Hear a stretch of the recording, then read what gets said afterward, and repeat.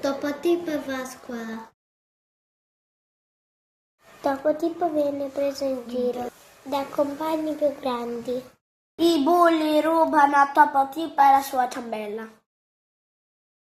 Topotip è cozzolato da Milly.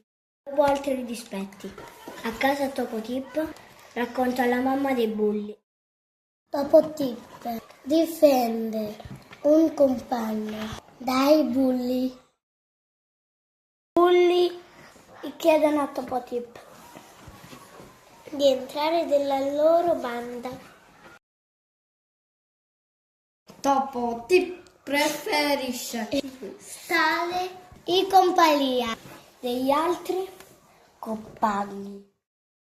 I bulli danneggiano alla mensa.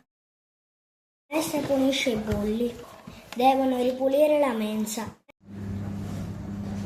Un abbraccio ti riscalda il cuore. È un gesto d'amore. È sempre leale. Regala a tutti la speranza di un mondo Di pace e di fratellanza.